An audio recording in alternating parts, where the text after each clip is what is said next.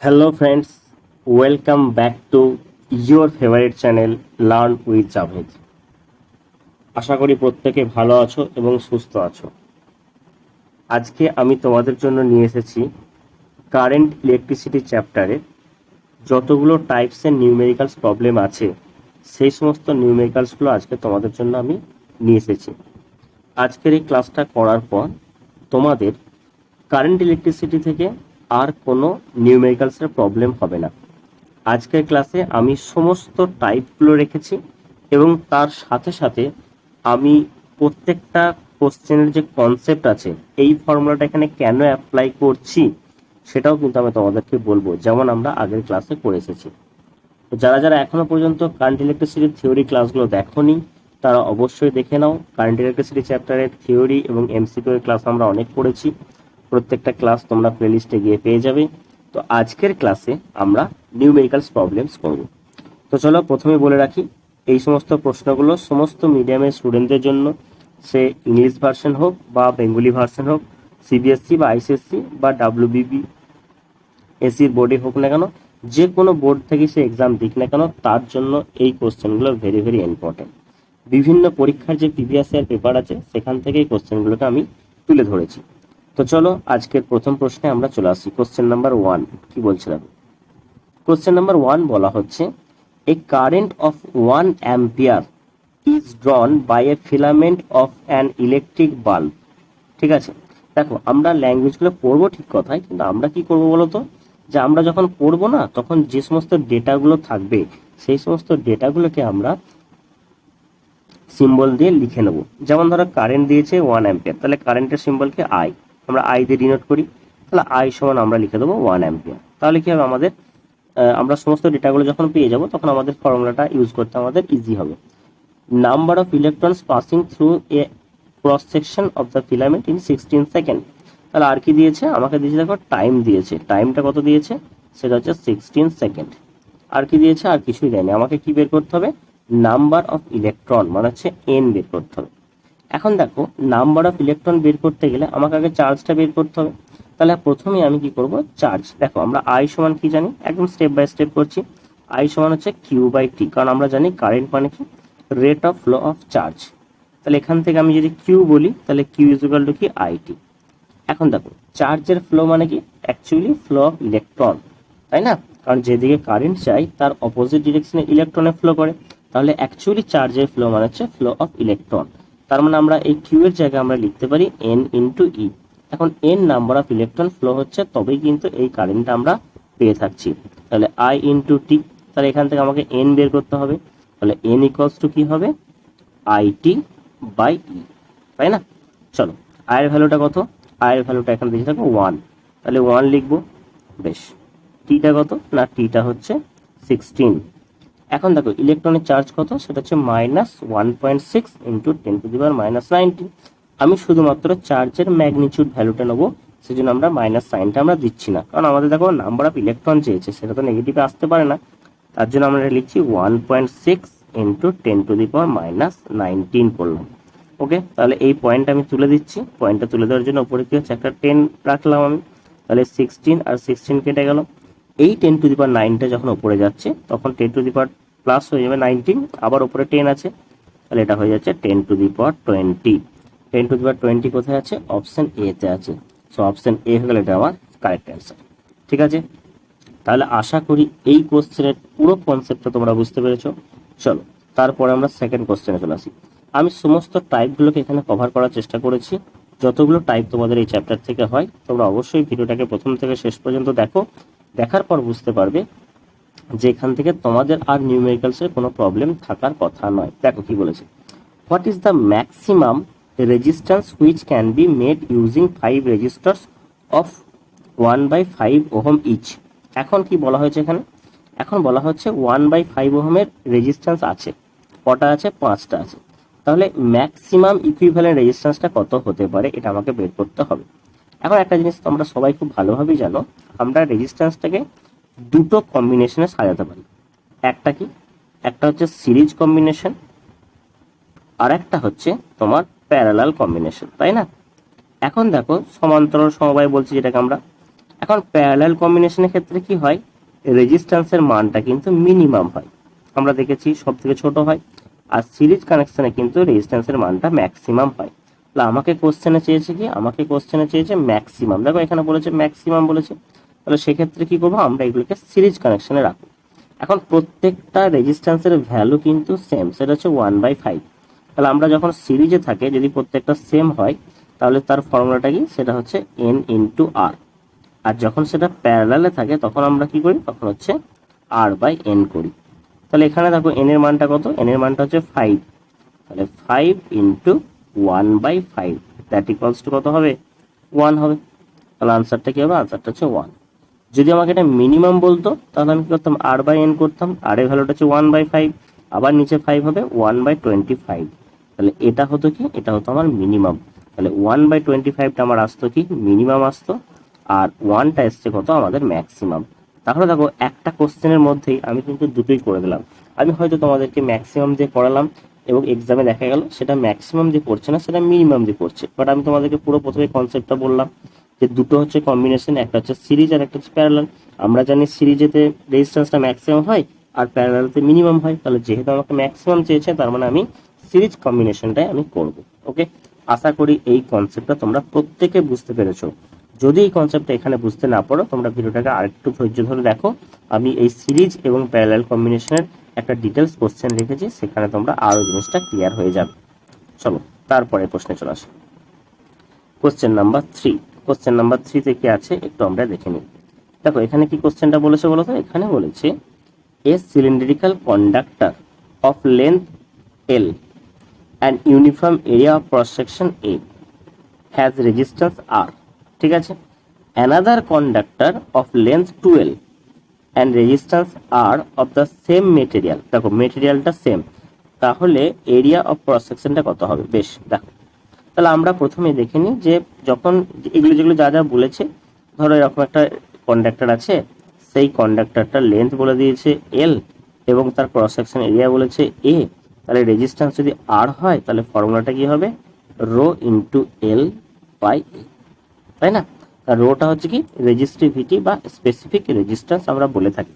এখন এখানে কোশ্চেনটাতে বলেছে দেখো মেটেরিয়ালটা সেম, তার মানে মেটেরিয়ালটা যদি সেম থাকে তাহলে রেজিস্টিভিটিটা কিন্তু সেমই হবে, ওটা চেঞ্জ হবে না। তাহলে আমি ওরকম ভাবে ধরে নিচ্ছি, তাহলে তারপরে যে রেজিস্ট্যান্সটা হবে সেই রেজিস্ট্যান্সটা আবার আরই বলেছে দেখো, তাহলে আমরা আর সমান কি লিখবো, এটা সমান আমরা লিখবো রো ইন্টু, এখন দেখো অ্যানাদার কন্ডাক্টর অফ লেন্থ 12, তাহলে লেন্থটা কত হচ্ছে, লেন্থটা হচ্ছে 12। এখন এরিয়াটা কি বলেছে, অ্যান্ড রেজিস্ট্যান্স আর, এবং রেজিস্ট্যান্সটা কিন্তু আরই থাকবে, ঠিক আছে। তাহলে আমি এখানটা ধরে নিচ্ছি, ধরো এটাকে আমি ধরো এক্স ধরলাম, ঠিক আছে। এখন আমি চাইলেই তোমাদেরকে অ্যান্সারটা বলে দিতে পারতাম, বাট আমি এটাকে এক্স ধরলাম। এখন রেজিস্ট্যান্সটা যেহেতু দেখো দুজনেরই সেম, তার মানে এই ভ্যালুটা আর এই ভ্যালুটা মানে সেম হবে, তাহলে এটা সমানই হচ্ছে রো এল বাই এ। আমাকে এক্স এর মানটা বের করতে হবে, তাহলে দেখো রো এল আর এদিকে রো এল কেটে যাচ্ছে, তাহলে এক্স ইকুয়াল টু কত হবে, এক্স ইকুয়াল টু হবে 2a। তার মানে ক্রস সেকশন এরিয়াটা আমাকে চেয়েছে, তাহলে ক্রস সেকশন এরিয়াটা কি হবে, ক্রস সেকশন এরিয়াটা 2a হয়ে যাবে। অপশন সি হয়ে গেল কারেক্ট অ্যান্সার। ওকে, তারপরে চলে এসো নেক্সট কোশ্চেনে চলে আসি। নেক্সট কোশ্চেন কি বলেছে দেখো, এটা দেখো নিউমেরিক্যালস নয়, এটা একটা থিওরিটিক্যাল কোশ্চেন আছে। থিওরিটিক্যাল কোশ্চেনের মধ্যে আমরা নিউমেরিক্যালস প্রবলেমটা করে নেব। The resistivity does not change if, এখন দেখো রেজিস্টিভিটি জিনিসটা কি আমরা একটু বলি, যদি আমি আগের প্রবলেমসটাতে বললাম, দেখো আমরা জানি রেজিস্ট্যান্স আর ইকুয়ালস টু কি হয়, রো এল বাই এ হয়, এটা হয়। এখন দেখো এই রো সমান কি হবে, রো সমান হচ্ছে আর ইন্টু এ বাই এল। এই রোটাকে কি বলা হচ্ছে, স্পেসিফিক রেজিস্ট্যান্স বা রেজিস্টিভিটি। এখন এটা ডেফিনেশন বলা হয় যে যদি লেন্থটা হচ্ছে ইউনিট হয় এবং ক্রস সেকশন এরিয়াটা যদি ইউনিট হয় তাহলে এই রো সমান হয়ে যাবে আর। তার মানে আমরা এটা ডেফিনেশন এরকম বলে থাকি যে the resistance of unit length and unit cross section of a conductor, that is resistivity বা স্পেসিফিক রেজিস্ট। এখন এটা ডিপেন্ড করে কার উপর, এটা ডিপেন্ড করে হচ্ছে মেটেরিয়ালের উপর। প্রথমে ডিপেন্ড করে হচ্ছে মেটেরিয়ালের উপর, কারণ ডিফারেন্ট ডিফারেন্ট মেটেরিয়াল হলে তার রেজিস্টিভিটিটা হচ্ছে ডিফারেন্ট হয়।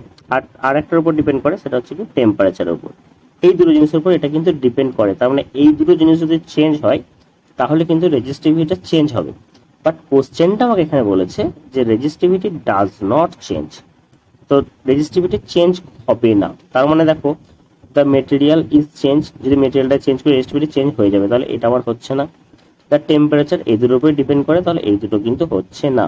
The shape of the register is change, দেখো এইটার উপর কিন্তু কোনোভাবেই কিন্তু ডিপেন্ড করে না। তার মানে শেপ সাইজটা যাই চেঞ্জ করি না কেন, এখানে কিন্তু রেজিস্টিভিটিটা চেঞ্জ হবে না। তাহলে আমার আনসারটা কি হবে? আমার আনসারটা হচ্ছে অপশন সি হবে। ঠিক আছে, চল তারপরে চলে আসি। তারপরে দেখো কোশ্চেন নাম্বার 5-এ কি বলছে দেখো। কোশ্চেন নাম্বার 5-এ বলছে in an electric circuit two resistors of 2 ohm and 4 ohm respectively are connected in series to a 6 volt battery. দেখো প্রথমে কি করা হচ্ছে, দেখো এরকম আমি প্রথমে ডায়াগ্রামটা ড্র করছি। ধরো দুটো রেজিস্ট্যান্স আছে, এই একটা রেজিস্ট্যান্স ধরো আছে 2 ওহম, আর একটা রেজিস্ট্যান্স আছে 4 ওহম। এখন তোমাদের মনে হতে পারে স্যার এইরকম ভাবে কেন ড্র করছেন? তার কারণ দেখো এরা এই যে 2 ওহম বা এবং 4 ওহম যেটা রয়েছে তারা কিন্তু সিরিজে কানেক্টেড আছে। তাহলে এটা হলো সিরিজে, তাহলে আমি এটাকে বলছি 2 আর এটাকে বলছি আমরা 4। এবং এদেরকে কি করা হচ্ছে, একটা ব্যাটারি আছে, যে ব্যাটারির রেজিস্ট্যান্সটা, এই রেজিস্ট্যান্স নয় ব্যাটারি ইএমএফটা কত বলে দিচ্ছে 6 ভোল্ট। তাহলে এটা যেহেতু পজিটিভ এটা নেগেটিভ, তার মানে কারেন্টের ডিরেকশন হবে এই ডিরেকশনে কারেন্টটা ফ্লো করবে। ওকে, বেশ। আমাকে কোশ্চেনটা বলেছে the heat dissipated by the 4 ohm resistor in 5 second. এখন হিটটা চেয়েছে, আমরা জুলস ল থেকে এইচ ইজ ইকুয়াল টু কি জানি, সেটা হচ্ছে আই স্কোয়ার আর টি। এখন আইটা বের করতে হবে, আরটা আমি জানি আর টিটা আমি জানি। প্রথমে আমি আইটা বের করবো। এখন আই সমান কি হয়, আই সমান হচ্ছে কি হয় না ভি বাই আর হয়, তাই না? এখন দেখো এখানে ভিটা কত, ভিটা হচ্ছে 6, রেজিস্ট্যান্সটা কত, রেজিস্ট্যান্সটা হচ্ছে দেখো এরা দুজন কি আছে সিরিজে আছে, তার মানে প্লাস হয়ে যাবে। তাহলে 2 + 4 দ্যাট ইজ ইকুয়াল টু 6। তার মানে আমরা কারেন্টটা পেয়ে যাচ্ছি কত, 1 অ্যাম্পিয়ার। তাহলে 1 অ্যাম্পিয়ার কারেন্টটা আমরা পেয়ে গেলাম। এখন তোমাকে কোশ্চেনটাই বলেছে যে 4 রেজিস্টারটা দিয়ে 5 সেকেন্ডে কতটা হিট হবে, মানে এই জায়গাটাতে কতটা হিট হবে সেটা বের করতে হবে। তার মানে এখানে কিন্তু আর এর জায়গায় কিন্তু 4 + 2 6 বসালে কিন্তু হবে না। তাহলে আই এর জায়গায় 1 বসাচ্ছি, তাহলে 1 স্কোয়ার মানে 1, আটটা কত, আটটা এখানে 4 হবে। আর দেখো তোমার টাইমটা দিয়ে দিয়েছে কত, 5 দিয়ে দিয়েছে। তাহলে আমার আনসারটা কত হচ্ছে, আমার আনসারটা হচ্ছে 20 জুল। 20 জুল কোথায় আছে, অপশন সি তে আছে। So option C is the right answer. ঠিক আছে, এই জায়গাটা কিন্তু একটু খেয়াল করো, কারণ কোশ্চেনটা তোমাকে বলেছে যে 4 ওহম রেজিস্টারটাতে কতটা হিট প্রডিউস হবে সেটা বের করতে হবে। কিন্তু অনেক সময় কি হয় দেখো, আমরা ইকুইভ্যালেন্ট রেজিস্ট্যান্সটাকে অ্যাড করে দিই, এটা কিন্তু করলে হবে না। সো কোশ্চেন কিন্তু আমি বারবার করে বলছি, কোশ্চেন যত ইজি থাক না কেন, কোশ্চেন না পড়ে কিন্তু কোনোভাবেই কিন্তু তার সলিউশন করার চেষ্টা করো না। কারণ অনেক সময় কি হয়, আমরা যখন কোনো কোশ্চেন ইজি থাকে বা কমন কোশ্চেন থাকে আমরা কিন্তু খুব এক্সাইটেড হয়ে যাই, এবং এক্সাইটেড হয়ে গিয়ে কিন্তু আমরা কোশ্চেনটাকে আর কিন্তু খেয়ালই করি না। আমরা এত সহজ কোশ্চেন পড়েছে আমরা কিন্তু ইজিলি করে বেরিয়ে যাই। কিন্তু একটা জিনিস মনে রাখবে, কোশ্চেনের মধ্যে এমন কিছু কিছু জায়গা কিন্তু তুলে ধরে যেগুলো কিন্তু আমরা ইগনোর করে বেরিয়ে যাই। তাহলে এই যে জায়গাটা দেখতে পাচ্ছ, যদি আমরা এইটাকে যদি আমরা না ভাবতাম তাহলে কিন্তু আনসারটা আমাদের দেখো এখানে যদি আমরা 6 বসিয়ে দিতাম তাহলে আমাদের 30 জুল চলে আসতো আনসারটা, যেটা কিন্তু টোটালি রং হয়ে যাবে। তো সেই জন্য আমি বারবার করে তোমাদেরকে বলছি, কোশ্চেন না পড়ে কিন্তু সলিউশন করবে না। তো চলো তারপরে চলে আসি। তোমরা অবশ্যই কমেন্ট বক্সে জানাও যে তোমাদের এই কোশ্চেনগুলো কেমন লাগছে, বা তোমরা কোনো কিছু যদি তোমাদের কোনো জায়গায় কিছু প্রবলেম থাকে তাহলে তোমরা ডেফিনেটলি সেটা কিন্তু অবশ্যই বলবে। তো চলো তারপরে কি বলবো। একটা সেল আছে, বেশ, একটা রেজিস্টার্স আছে মানে হচ্ছে রোধ আছে, একটা কি আছে অ্যান্ড অ্যামমিটার আছে। অ্যামমিটার দিয়ে কি মেজারমেন্ট করা হয় গো, অ্যামমিটার দিয়ে মেজারমেন্ট করা হয় কারেন্ট মেজারমেন্ট করা হয়। অ্যামমিটারকে আমরা সিরিজ কম্বিনেশনে আমরা রাখি, ঠিক আছে। একটা আইডিয়াল অ্যামমিটারে রেজিস্ট্যান্সটা 0 হওয়া উচিত। বেশ, দেখ এতগুলো জিনিস আমি তোমাদেরকে বলে দিলাম। এখন এইটাকে কিভাবে সাজানো আছে আমরা দেখি। এ বলেছে যে the current recorded in the ammeter will be, 1 নম্বরে ম্যাক্সিমাম হবে, 2 নম্বরে ম্যাক্সিমাম হবে, না 3 নম্বরে হবে, না বলেছে যে প্রত্যেকটা কেসের ক্ষেত্রে সেমই হবে। তো এক কাজ করো, আমি প্রথমে কোশ্চেনটা একটু একটু বাড়িয়ে দিই, তাহলে তোমরা কি হবে, তোমাদের বুঝতে একটু সুবিধা হবে। চলো আমি তো এটাকে তুলে দিচ্ছি, যে ধরো এই ডায়াগ্রামটাকে একটু ব্রড করছি। বেশ, দেখো কি বলেছিলাম। তো এখানে তুমি একটা জিনিস লক্ষ্য করছো, এটা কি আছে, এটা ব্যাটারির পজিটিভ, এটা নেগেটিভ।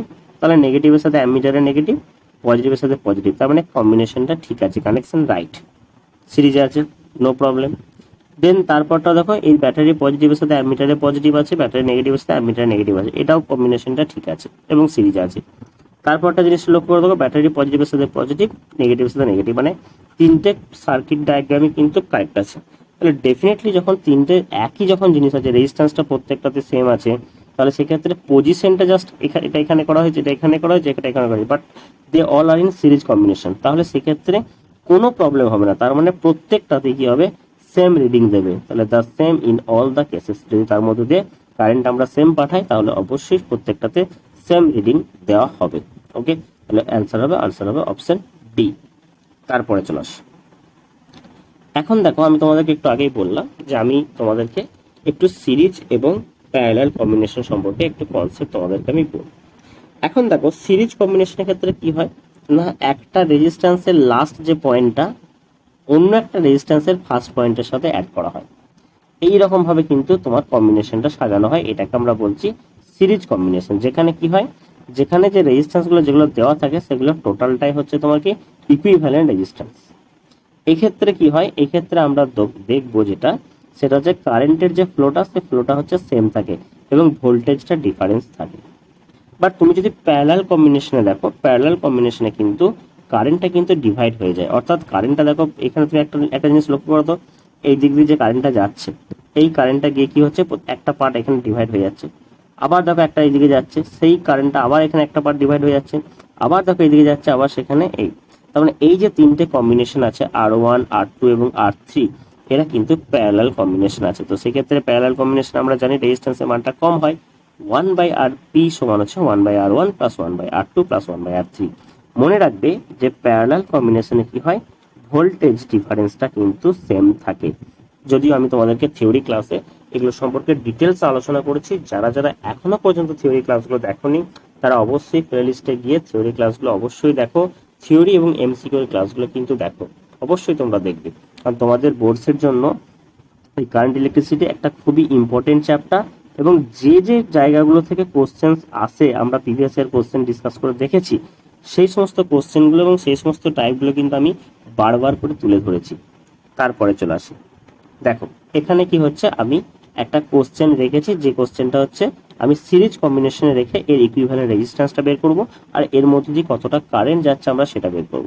প্রথমে দেখে নিই যে কম্বিনেশনটা কিভাবে আছে। আমি তোমাকে কি বলেছিলাম, যে যদি কারেন্টটা কোনোভাবে যদি ভাগ না হয়, যদি ডিভাইডেড না হয়, তাহলে সেটা কি আছে, সেটা হচ্ছে সিরিজ কম্বিনেশন আছে। একটা জিনিস লক্ষ্য করে দেখো তো, এখানে কারেন্টটা কি কোথাও ভাগ হচ্ছে, এইভাবে সোজা যাচ্ছে, এইদিকে যাচ্ছে, এইদিকে এইভাবে সোজা হয়ে বেরিয়ে চলে আসছে। তাহলে এখানে টোটাল রেজিস্ট্যান্সটা কত, তাহলে টোটাল রেজিস্ট্যান্সটা হবে দেখো 3 প্লাস 10 প্লাস হচ্ছে 5। তার মানে এখানে আমরা দেখতে পাচ্ছি টোটাল রেজিস্ট্যান্সটা হচ্ছে 18 ওহম। দেখো কত সহজে আমরা করে নিলাম, 18 ওহম টোটাল রেজিস্ট্যান্স। এখন কারেন্টটা বার করতে হবে, তাহলে আই সমান কি হবে, আই সমান হবে তোমার V/R। তাহলে ভিটা কত, ভিটা হচ্ছে 9, আর হচ্ছে কি এখানে রেজিস্ট্যান্সটা কত বেরোলো, আমাদের রেজিস্ট্যান্সটা বেরোলো হচ্ছে 18। তাহলে 9/18 that is equal to half, মানে হচ্ছে 0.5 অ্যাম্পিয়ার। 0.5 অ্যাম্পিয়ার কারেন্ট কিন্তু এইটা দিয়ে বের হয়ে যাচ্ছে। ঠিক আছে, দেখো তারপরে একটা প্রশ্ন রেখেছি আমি, এটা আমি প্যারালাল কম্বিনেশন থেকে রেখেছি তারপরের প্রশ্নটাই। তাহলে যেমন আমরা একটা সিরিজ কম্বিনেশন থেকে করলাম, এগুলো হচ্ছে ফিগার বেস কোশ্চেন। এখানে দেখো কিভাবে আমরা বুঝবো কিভাবে যে প্যারালাল কম্বিনেশন আছে। আমি কি বললাম, আমার কনসেপ্ট একটাই, যে যদি কারেন্টটা ভাগ হয় তাহলে জানবো সেই জায়গা থেকে প্যারালাল শুরু হচ্ছে। যেখানে গিয়ে কারেন্টের ডিরেকশনটা চেঞ্জ হচ্ছে বা কারেন্টটা ডিভাইড হয়ে যাচ্ছে, সেই জায়গা থেকে শুরু হচ্ছে তোমার প্যারালাল কম্বিনেশন। একটা জিনিস লক্ষ্য করতো, তুমি এইদিকে কারেন্টটা পাঠাচ্ছ, আই কারেন্টটা যাচ্ছে, বেশ, এই কারেন্টটা গিয়ে এই পয়েন্টটাতে দেখো দুটো পার্টে ভাগ হয়ে যাচ্ছে, মানে এই দিকে একটা কারেন্ট যাচ্ছে, এই দিকে একটা কারেন্ট যাচ্ছে। তার মানে এই দিকে যে কারেন্টটা যাচ্ছে দেখো, সেই কারেন্টটা এরকম ভাবে সোজা গিয়ে এইরকম ভাবে গিয়ে এই জায়গাতে এসে মিট করছে, আর এই কারেন্টটা হচ্ছে এই দিকে বেরিয়ে যাচ্ছে। তার মানে একটা জিনিস লক্ষ্য করে দেখো, যে এই যে রেজিস্ট্যান্সটা আছে আর এই রেজিস্ট্যান্সটা, এরা দুজন সিরিজে আছে, আর এদের যে ইকুইভ্যালেন্ট রেজিস্ট্যান্সটা সেইটা কিন্তু এর সাথে প্যারালালে আছে। তার মানে এই ডায়াগ্রামটা যদি আমরা এরকম ভাবে ড্র করার চেষ্টা করি, ধরো ওপরটা এরকম আছে, তাহলে এদের দুজনের সিরিজ রেজিস্ট্যান্সটা এর সাথে প্যারালাল আছে, এই রকম কেসটা হচ্ছে। ঠিক আছে, তাহলে দেখো এটা কত আছে, 3 + 2 মানে হচ্ছে 5 হয়ে গেল।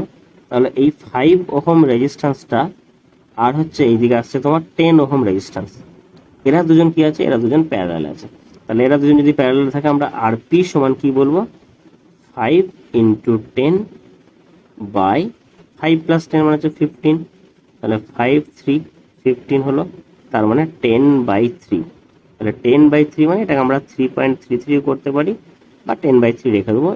এই যে আছে যেটা, এটা হলো এদের ইকুইভ্যালেন্ট রেজিস্ট্যান্স। ওকে, তাহলে আমি আর একবার বলছি, দেখো যেহেতু কারেন্টটা এই জায়গা থেকে ডিভাইড হচ্ছে, তার মানে এই দিকে যদি I1 কারেন্ট যায়, এই দিকে যাবে I2 কারেন্ট, এই I1 কারেন্টটাই এই 2 ওহমের মধ্যে দিয়ে যাবে, তাহলে এদিকে তোমার 3 ওহম আর এদিকে 2 ওহম, এরা আছে সিরিজে, এদের যে কম্বিনেশনটা হবে সেই কম্বিনেশনের সাথে এইটা কিন্তু প্যারালালি আছে। ওকে, আশা করি এই কোশ্চেনটা তোমরা প্রত্যেকে ক্লিয়ারলি বুঝতে পেরেছো। তো চলো আমরা চলে এসেছি একদম আমাদের লাস্ট একটা কোশ্চেনে। এই কোশ্চেনের যে কনসেপ্টটা আছে, এই কনসেপ্টটা ভেরি ভেরি ইম্পর্টেন্ট। এটা ইলেকট্রিক্যাল পাওয়ার থেকে এসছে, এটা বিওটি বা ইউনিটের কনসেপ্ট এসছে।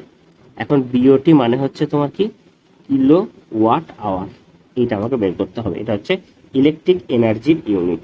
দেখো এখানে বলা হয়েছে কি, যে একটা বাল্ব লাইট আছে, ঠিক আছে, সেই বাল্ব লাইটটা হচ্ছে 10 ওয়াটের আছে এবং এটা পার ডে 6 ঘন্টা করে চলে। একটা ফ্যান আছে যেটা হচ্ছে তোমার কি 40 ওয়াটের আছে এবং এটা পার ডে 12 আওয়ার করে চলে। একটা হিটার আছে যেটা 100 ওয়াটের, যেটা পার ডে 2 আওয়ার করে চলে। তাহলে এপ্রিল মাসে কত টাকা বিল আসবে যদি 1 ইউনিট কারেন্টের দাম হচ্ছে 6 রুপিস? তার মানে 1 ইউনিট মানে হচ্ছে 1 কিলোওয়াট আওয়ার বা 1 বিওটি। তাহলে প্রথমে আগে দেখে নিই যে এই যে বাল্ব লাইটটা যেটা আছে, এ কত ইউনিট কারেন্ট পোড়াচ্ছে একটা মাসে। দেখো এ চলছে কি 10 আওয়ার চলছে, 10 ওয়াট।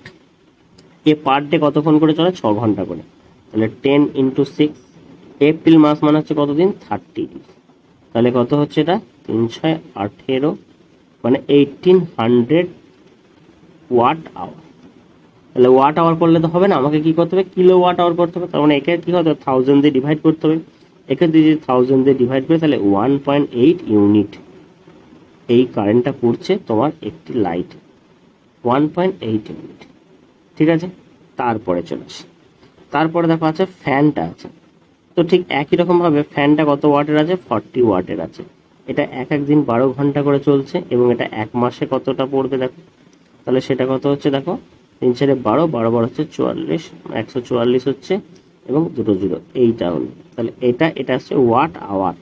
তাহলে একেও 1000 দিয়ে ডিভাইড করো, 1000 দিয়ে ডিভাইড করলে দুটো শূন্য কাটছে, মানে এটা হচ্ছে 14.4 ইউনিট এই কারেন্টটা পড়ছে এক মাসে। হিটারটা আমরা দেখবো, দেখো হিটারটার ক্ষেত্রে দেখছি কি একই রকম ভাবে এ 100 ওয়াটের আছে, এ চলছে কতক্ষণ ধরে, 2 ঘন্টা ধরে চলছে এবং এক মাসে কত হবে এটা। তাহলে এটা আমরা দেখতে পাচ্ছি 3 2 6, 1 2 3টে জিরো, এত ওয়াট আওয়ার। তার মানে এটা হচ্ছে 6 ইউনিট কারেন্ট এটা পড়ছে। তাহলে টোটাল কত ইউনিট কারেন্ট পড়ছে আমরা দেখে নিই। তাহলে কি করব, আমরা এইগুলোকে সব যোগ করব। তাহলে 6 আর এদিকে হচ্ছে তোমার 14 মানে হচ্ছে 20.4 আর এদিকে তোমার হচ্ছে 1 মানে হচ্ছে 21 আর এদিকে হচ্ছে 1.2, তার মানে 22.2 ইউনিট কারেন্ট পড়ছে। তাহলে 1 ইউনিট কারেন্টের দাম হচ্ছে কত, 6 রুপিস। তাহলে ইন্টু 6 করে দাও, তাহলে কত হচ্ছে 6 দিয়ে 12, 6 দিয়ে 12 আর 1 13, 6 দিয়ে 12 আর 1 13, 133 টাকা 20 পয়সা বা 133.2 রুপিস এই কারেন্টটা এক মাসে আসবে যদি এই সমস্ত ইনস্ট্রুমেন্টগুলো এরকমভাবে চলে। তো এই যে শেষে যে টাইপটা করালাম, এই টাইপটা কিন্তু তোমাদের বোর্ডসের জন্য ভেরি ভেরি ইম্পর্টেন্ট। প্রত্যেক বছর কিন্তু এই টাইপ থেকে একটা প্রশ্ন আসে। আমি মোটামুটি তোমাদের ক্লাসে শুরুতেই বলেছিলাম যে কারেন্ট ইলেকট্রিসিটি থেকে যে সমস্ত টাইপের প্রবলেমসগুলো থাকে আমি সেগুলো সবকটাই কভার করার চেষ্টা করব। দেখো আমি কিন্তু সবগুলি কভার করলাম। তোমরা যারা যারা ভিডিওটা দেখলে প্রথম থেকে শেষ পর্যন্ত তাদেরকে অসংখ্য ধন্যবাদ। ভিডিওটা ভালো লাগলে অবশ্যই লাইক শেয়ার করে দিও তোমাদের বন্ধুদের সাথে এবং আমাদের চ্যানেলে যদি নতুন হয়ে থাকো তাহলে অবশ্যই চ্যানেলটি সাবস্ক্রাইব করবে এবং এই ধরনের ক্লাস পাওয়ার জন্য বা তোমাদের কোন টপিকের উপর ক্লাস চাই সেই টপিকটা তোমরা অবশ্যই কমেন্ট বক্সে জানিও। তোমাদের ডিমান্ড থেকেই কিন্তু নেক্সট ক্লাস আসবে। থ্যাংক ইউ, তোমাদের সাথে দেখা হচ্ছে নেক্সট ক্লাসে।